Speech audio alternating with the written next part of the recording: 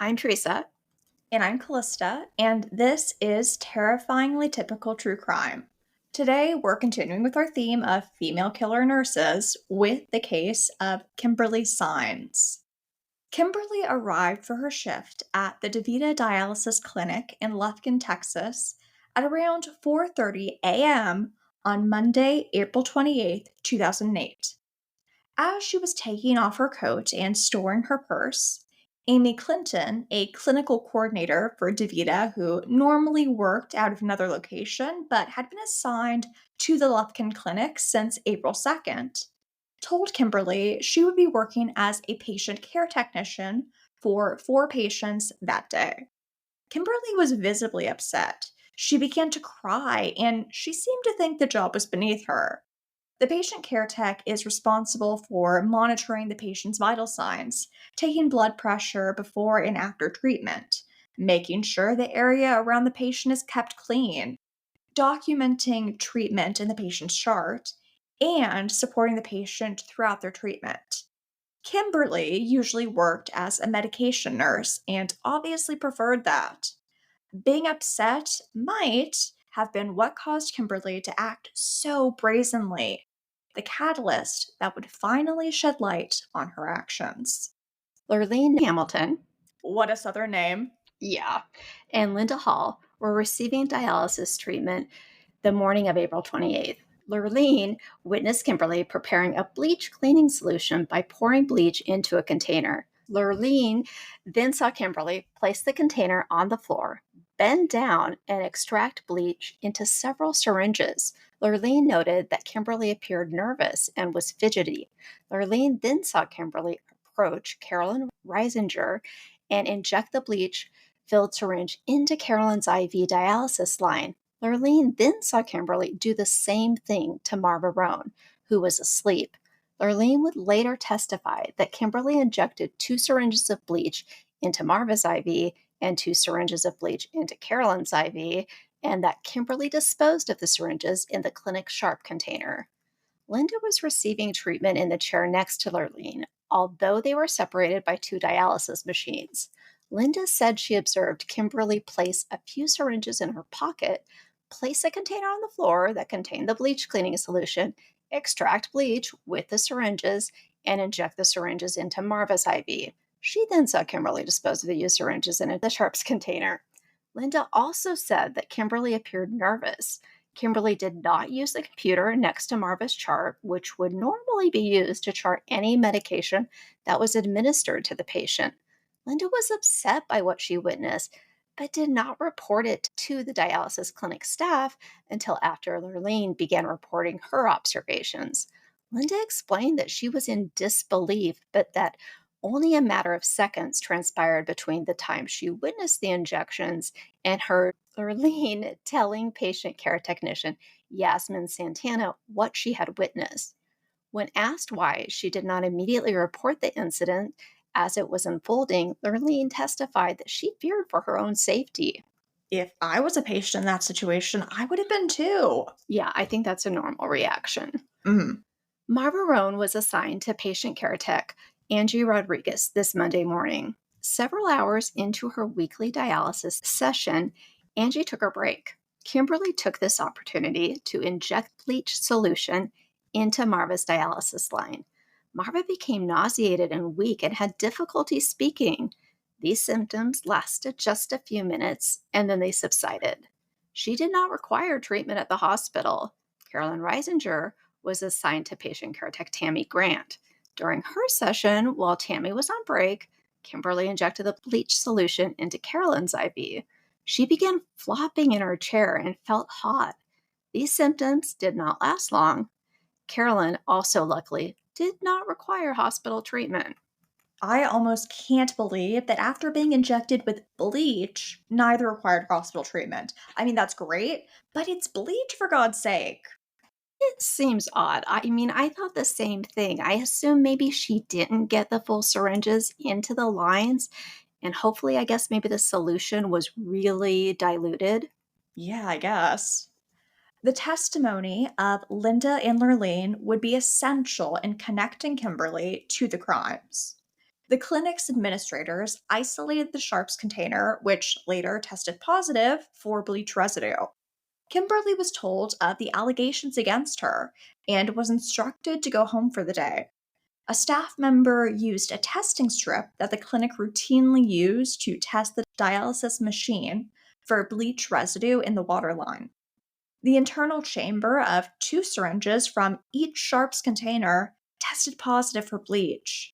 Thereafter, the Centers for Disease Control, or CDC, the Texas Department of Health and Human Services, TDHHS, and the Lufkin Police Department initiated an investigation into the incidents at the dialysis clinic. Marva's dialysis lines were preserved and sent to an FDA lab for analysis. A portion of Marva's dialysis line tested positive for bleach. Marva's blood also tested positive for bleach residue. Additionally, Marva's blood sample showed an elevated level of the LDH, or lactate dehydrogenase enzyme. LDH levels in the blood are usually low, but they increase when tissue is damaged. A CDC toxicologist concluded that Marva was injured from an injection of bleach into her dialysis line or port. In an apparent oversight, Carolyn's dialysis lines were not preserved and her blood was not tested because, seeing if one patient has been poisoned was already so tedious. Okay, let's find out a little about DaVita dialysis clinics. DaVita is one of the largest dialysis clinics in the US with over 2,600 locations, touting their name as a variation of the Italian phrase dare vita, meaning giving life. According to the National Kidney Foundation, dialysis is the necessary treatment for people with kidney failure. Hemodialysis is a type of dialysis that involves filtering blood through a dialysis machine to remove waste and excess fluid. Most patients receive treatment in a clinic, usually 3 times a week, with each session lasting between 3 to 5 hours.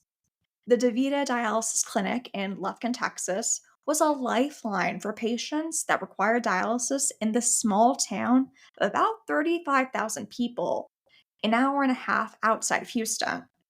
DaVita was proud of their patient care and had only needed to call emergency medical services for patients to be transported to the local hospital twice from January 2007 to March 2008.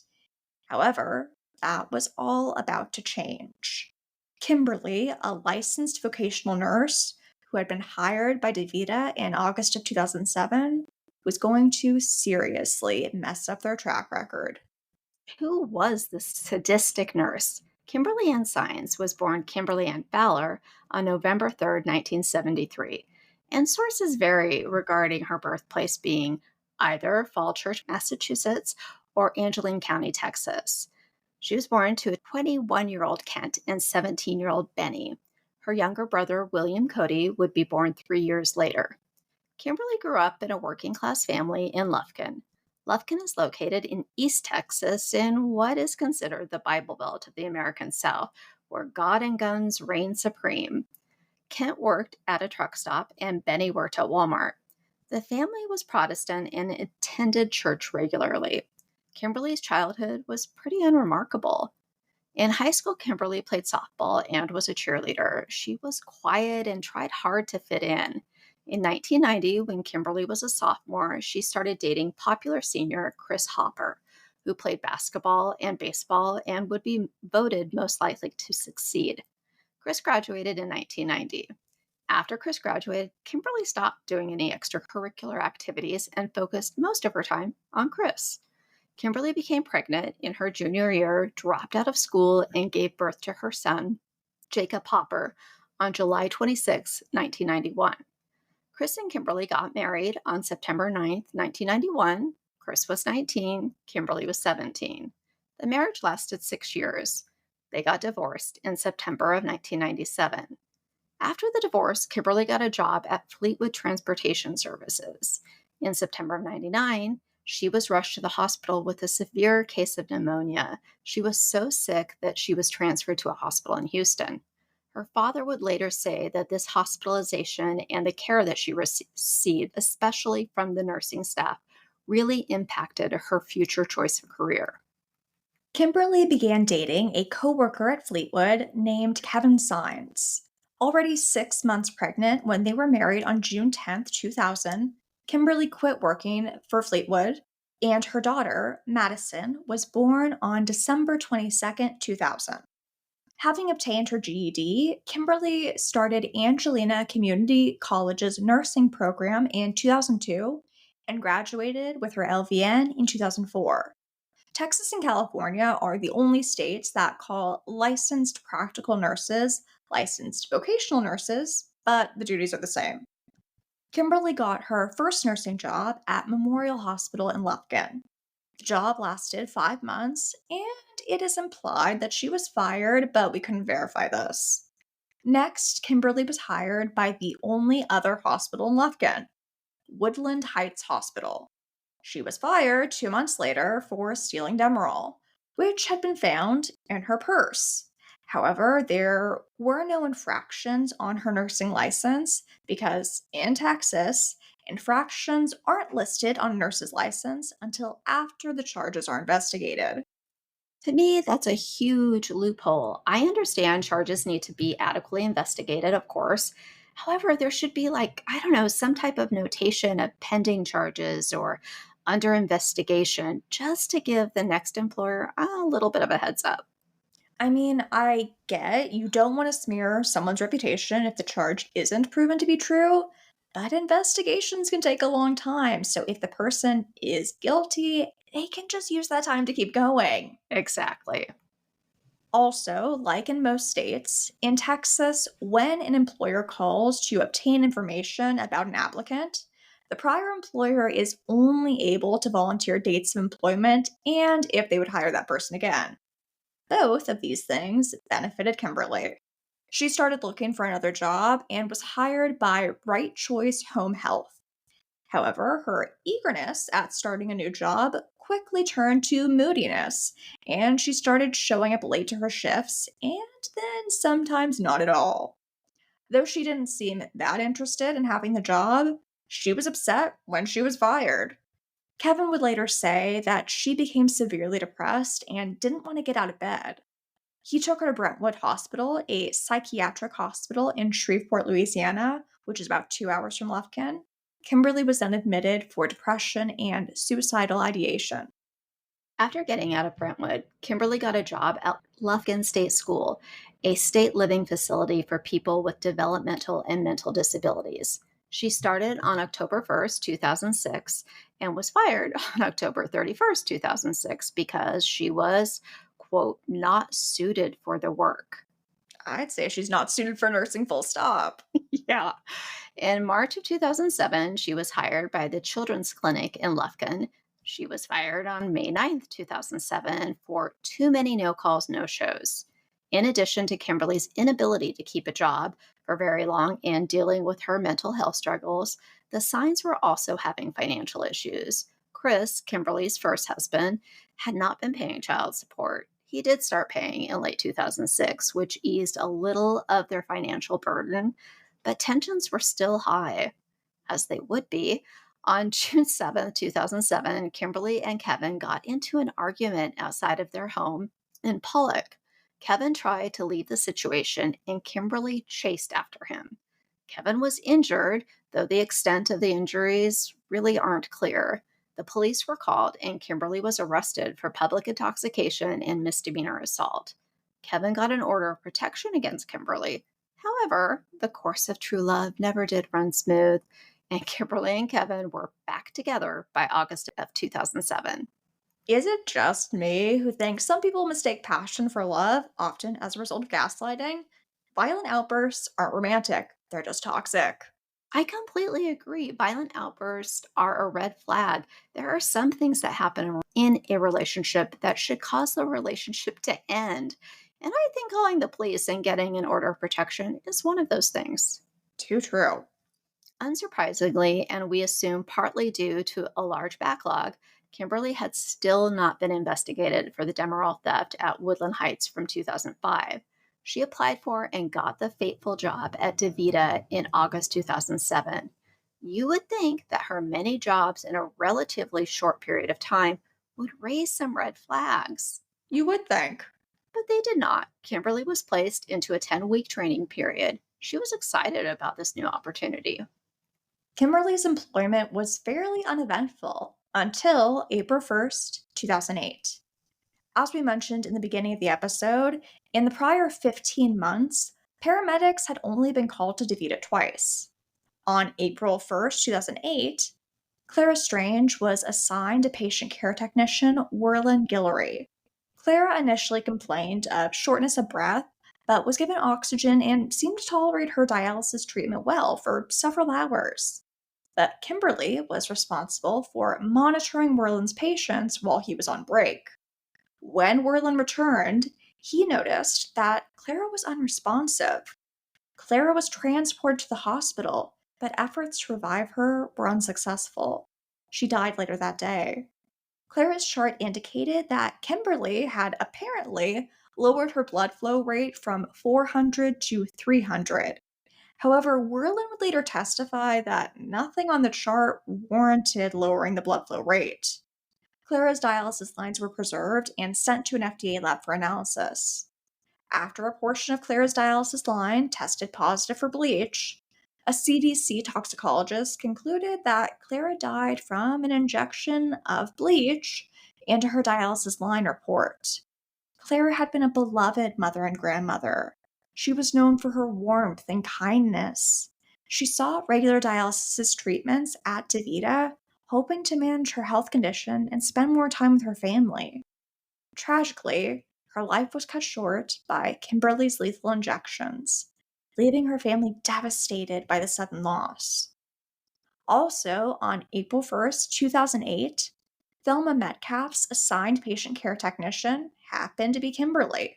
Several hours into her dialysis treatment, and approximately 30 minutes after Clara was found unresponsive, Thelma was found in the same state. She wasn't breathing and had no pulse.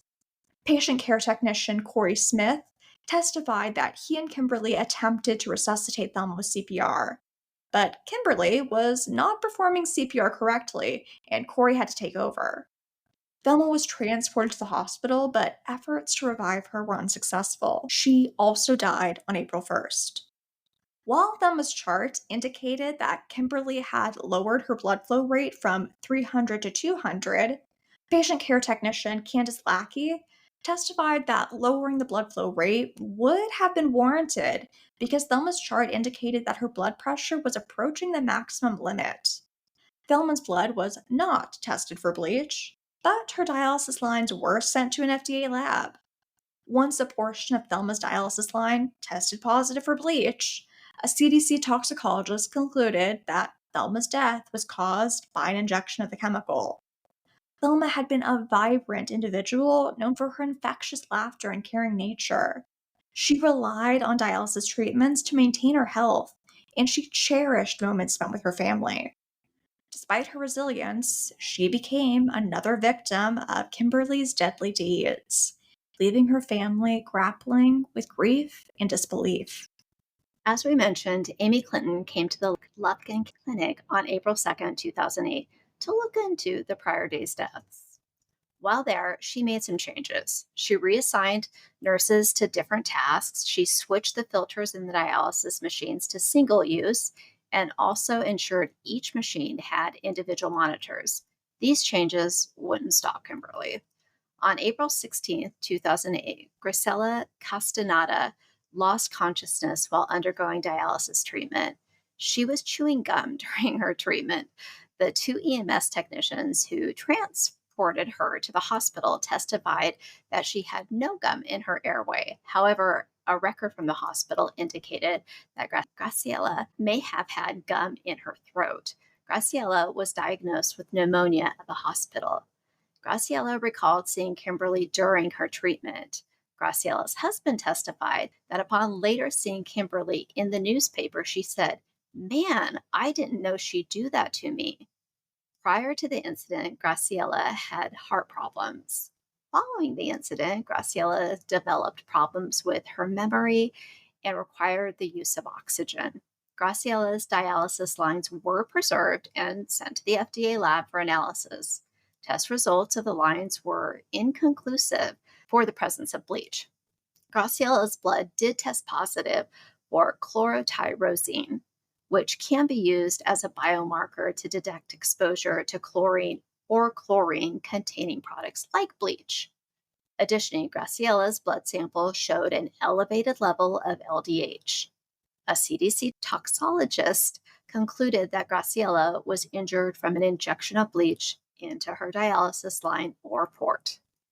The same day of Graciela's attack, on April 16th, 2008, Garland Kelly's assigned patient care technician was Sharon Dearman, but Kimberly was the nurse assigned to administer Garland's medication.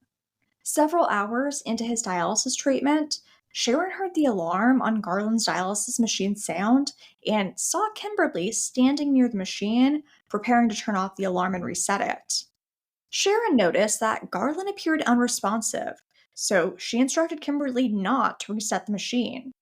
Sharon also saw an unusual clot in Garland's arterial dialysis line. She performed CPR on Garland and told Kimberly to get help. Garland was transported to the hospital and was resuscitated, but he never regained consciousness and died months later on August 18th, 2008. Garland's dialysis lines were analyzed and bleach was, once again, present. However, this time, a syringe attached to the dialysis line also tested positive for bleach. After Garland's blood sample taken after the incident tested positive for chlorotyrosine, his cause of death was found to have been from an injection of bleach.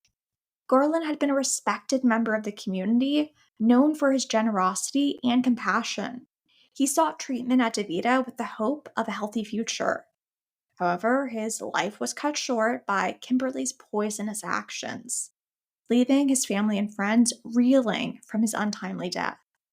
Less than a week after Kimberly attacked Garland, on April 22nd, 2008, Martha Mann was attending to Cora Bryant as her patient care technician. While Martha was taking her break, the alarm sounded on Cora's machine. From the medicine room, Candace Lackey, another patient care technician, saw Kimberly attempting to reset it. Candace testified that administering medication to the patient or the clotting of blood would often cause the machine to alarm, and when it does, blood stops flowing to the patient. Cora experienced problems with her blood clotting during her treatment, which caused her dialysis lines to need to be replaced. But at the time of the alarm, Cora was in stable condition and watching TV. When Candace returned Cora's filtered blood back to her body, Cora asked, "What are you doing?" possibly a little shaken by the alarm going off. Cora turned her head and went into cardiac arrest. She was transported to the hospital and later died on July 15th, 2008. At the FDA lab, no bleach was detected on Cora's dialysis lines. However, Cora's blood sample taken after the incident tested positive for chlorotyrosine. Additionally, Cora's blood sample showed an elevated level of LDH. A CDC toxicologist concluded that Cora had died, no surprises here, from an injection of bleach. Cora had been known for her faith and kindness towards others. Despite facing health challenges, she remained optimistic and relied on dialysis treatments to sustain her. However, her life was cruelly taken by Kimberly, leaving her loved one shattered by the loss of such a kind-hearted soul. On April 23rd, 2008, Jesus, it's like Kimberly's cooling off period is shortening because she keeps getting away with the attacks. it does seem that way. Obviously, we don't know what was going on in her head, but she was definitely relishing her power, and why stop? No one is questioning her. Mm-hmm. Marie Bradley was assigned to patient care technician Tammy Grant. Kimberly was tasked with administering medication to Marie. During Marie's session, she had an event where her blood pressure dropped, requiring her to be transported to the hospital. Marie woke up 3.5 days later with no memory of what had transpired at the clinic. Marie's dialysis lines were sent to an FDA lab and tested positive for bleach. A syringe labeled as containing Zemplar and designed for Marie also tested positive for bleach. Marie's blood tested positive for chlorotyrosine, and additionally, Marie's blood sample showed an elevated level of LDH. A CDC toxologist came to the conclusion that an injection of bleach was the cause of Marie's low blood pressure. On April 26, 2008, Opal Few, It's definitely not a name for a child, but I kind of like the name Opal. I'm imagining a grand dame in the South. yeah, who is spunky and enjoys wearing a fancy hat. Definitely. She was assigned to patient care technician Danya Hartsfield. Less than 30 minutes into Opal's treatment, and while Danya was preparing the medications for Opal and her other patients, she heard Opal's alarm sound and noticed that Opal was unresponsive. Opal was transported to the hospital. Efforts to revive her were unsuccessful, and she died later that day. Danya did not recall seeing Kimberly that day. However, nurse Sharon Smith testified that earlier in the day, she had instructed Kimberly to administer Opal's medications. After Opal's incident, Sharon noticed that Opal's computer chart did not reflect that she had been given her medication. Sharon testified that she asked Kimberly, and Kimberly responded that she had given Opal her medication, but that she didn't chart it. Sharon instructed Kimberly to record the medication on Opal's chart. Kimberly then recorded administering Zemplar to Opal at 9:05 a.m. Another patient's chart indicated that at 9 a.m., Kimberly was removing the patient's dialysis lines, a procedure that takes more than 5 minutes. Make up a better fake timeline, Kimberly. Something. At the FDA lab, a segment of Opal's dialysis line, again, shows signs of bleach. So it was concluded that Opal died from an injection of the chemical. Opal was known for her gentle spirit and generous heart. She approached life with a sense of optimism and resilience, despite the challenges she faced.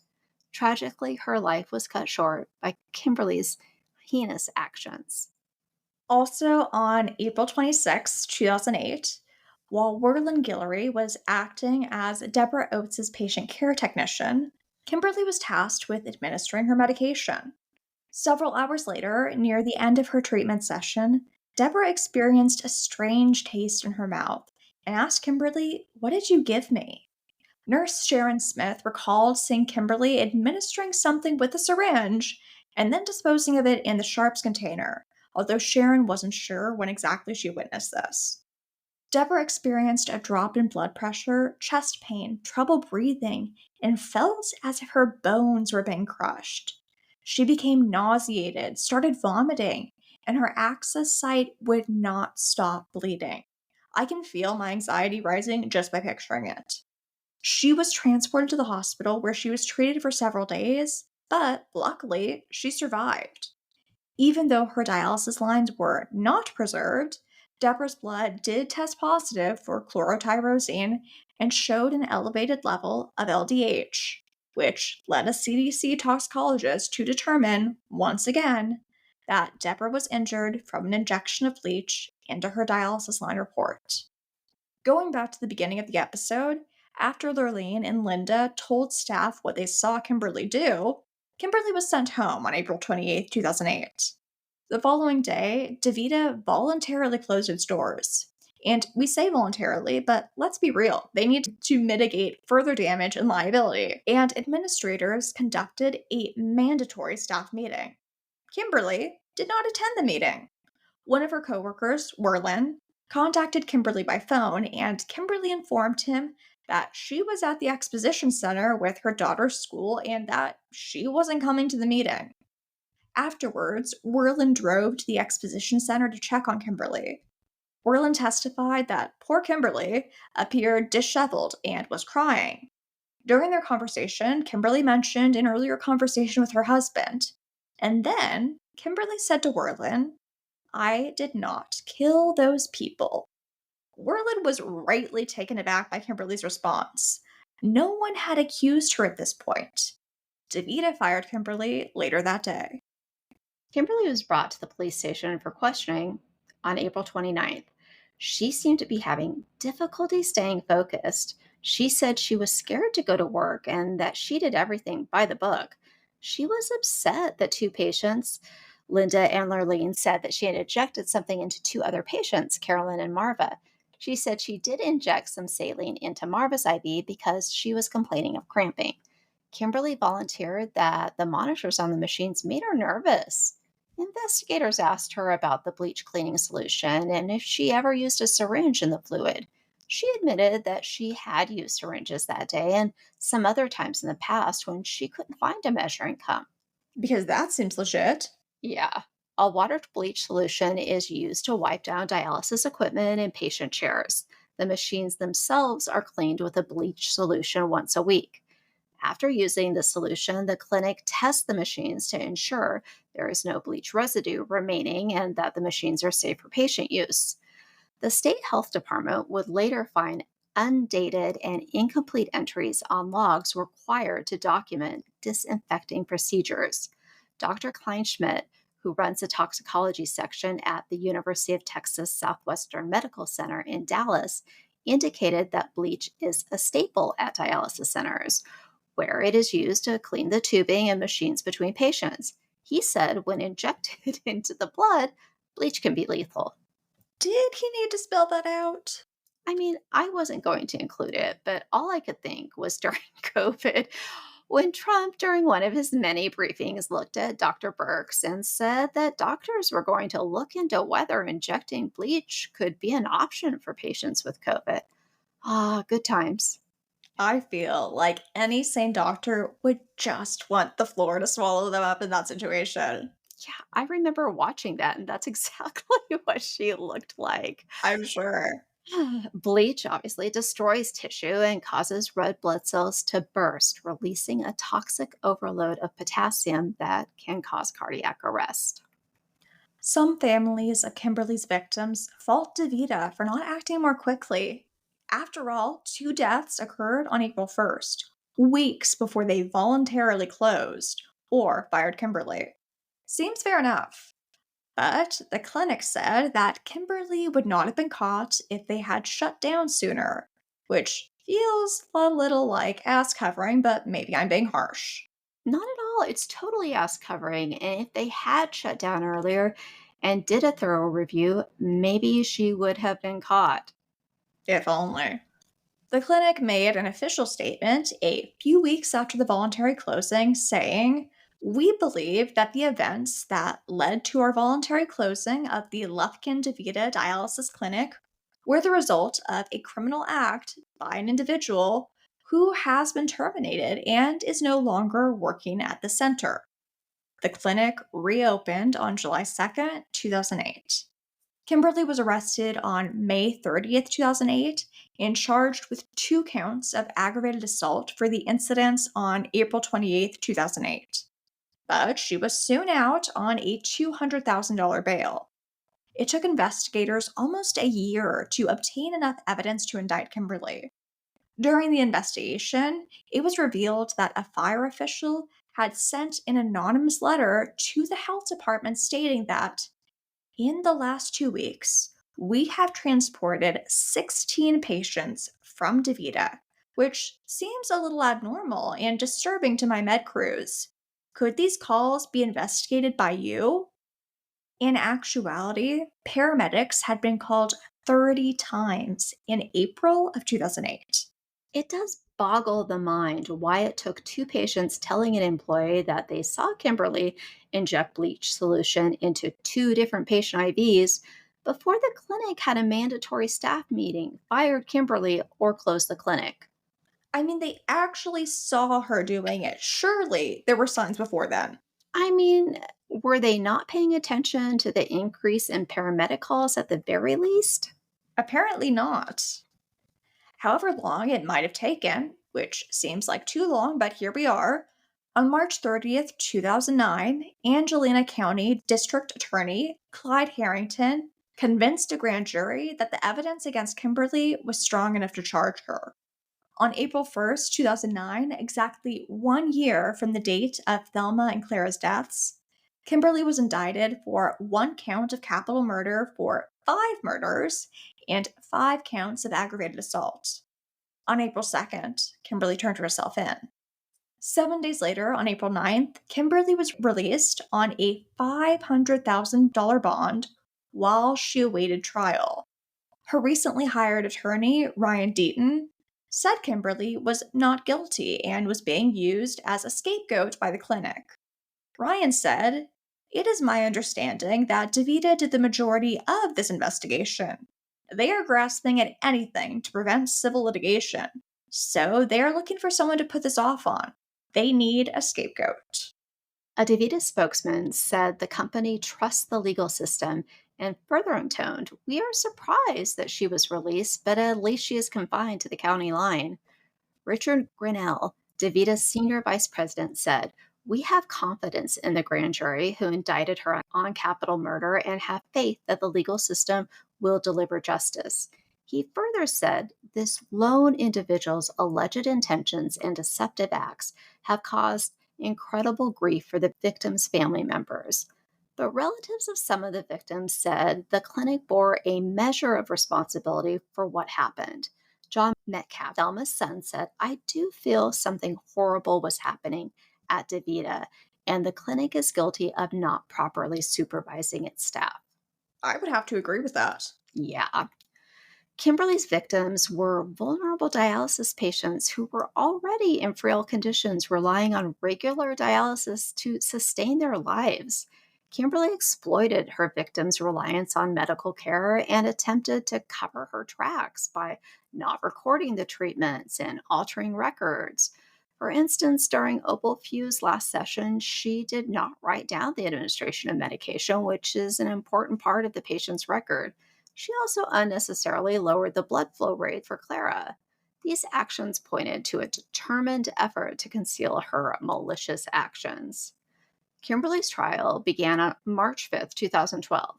Attorney Deaton said that Kimberly is a married mother of two and has no motive for the crime she is accused of committing. She has no motive to kill anyone. He said that Kimberly was being targeted by the clinic's owner for unsafe procedures at the clinic, including improper water purification. He also argued that the clinic fabricated evidence against her. DA Harrington described these witch hunt claims as absolutely ridiculous, and that if she was convicted, they would seek the death penalty. DA Harrington said Kimberly was a depressed and disgruntled employee who complained about specific patients who later died. 59 people testified during the trial. Candace Lackey testified that Kimberly didn't like her job and she didn't like some of the patients. All of the patients she disliked had medical emergencies or died. Kimberly, like so many accused before her, did not testify in her own defense. Which is generally the right call. A recording was played of her grand jury testimony where she said she felt railroaded by the clinic and would never inject bleach into a patient.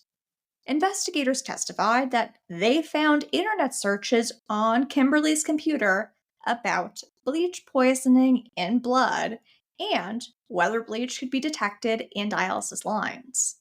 Records indicated on April 2nd, 2008, Kimberly had searched Yahoo for bleach poisoning.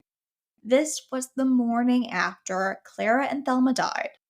On May 3rd, 2008, she again used Yahoo to search if bleach could be detected in dialysis lines and dialysis patient symptoms of bleach infusion. Kimberly said these searches were because she was worried about what was going on at the clinic and she was concerned for the patients. She told the grand jury that she had been concerned after the patients' deaths and looked up bleach poisoning references to see if this was happening and if the side effects matched.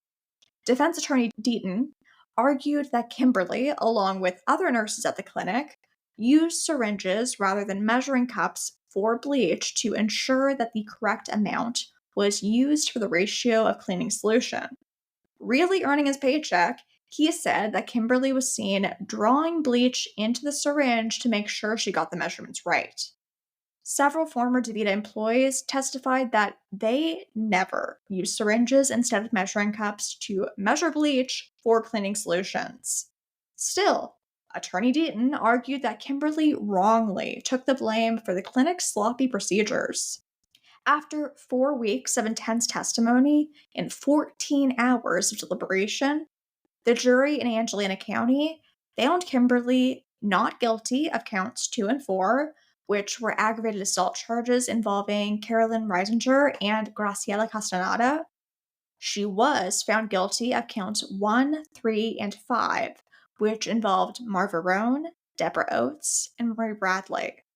Count 6 was the capital murder charge, meaning the jury believed Kimberly was guilty of killing at least two of the following: Clara Strange, Thelma Metcalf, Garland Kelly, Cora Bryant, and Opal Few. After Judge Barry Bryan read the verdict, Kimberly gasped and dabbed her tear filled eyes before officers placed her in handcuffs and led her out the door. After Kimberly was escorted from the courtroom, the victims' families lined up to shake DA Clyde Harrington's hand, thanking him for his successful representation. DA Harrington and the lead detective on the case from the Lufkin Police Department, Stephen Abbott, briefly embraced. DA Harrington believed there were more victims than just the 10 indicted cases, but Lufkin detectives could not obtain all the medical waste they would need to review because it had been destroyed. On April 2nd, 2012, the jury deliberated for 45 minutes to determine if Kimberly should be put to death. They rejected the death penalty and instead sentenced Kimberly to life in prison without the possibility of parole. She also received 3 20-year terms for aggravated assault in the cases of 5 other patients she deliberately injured. Texas implemented life without parole sentencing in capital cases in September 2005. Prior to that implementation, juries had the option between either the death penalty and life in prison with the possibility of parole after 40 years. In her victim impact statement, Thelma's daughter said, "You are nothing more than a psychopathic serial killer. I hope you burn in hell." Despite extensive investigation and a very public trial, the Fourth Court of Appeals stated that no clear motivation for Kimberly's crimes had ever been defined. She was not financially motivated, nor did any personal or familial conflicts with her victims appear evident. The lack of a clear motive leaves unanswered questions about why she chose to harm patients entrusted to her care. This uncertainty continues to agonize the victims' families and the colleagues who once worked beside her. Some people speculate that she may have harbored resentment towards her patients or sought attention and validation through their deaths. And given Candace Lackey's comment that all of the patients Kimberly disliked had medical emergencies or died, I lean towards the resentment theory. I agree. It's just so freaking callous. Yeah, it sure is. Whatever her reasons, Kimberly's actions and disregard for the well being of vulnerable patients has the community where she lived and worked unable to answer the question of why. It does make you wonder if DeVita had questioned Kimberly's unstable and short lived prior employment at different facilities and chosen another applicant. Would that have stopped what transpired, or would she have simply got another job somewhere else and committed the same crimes?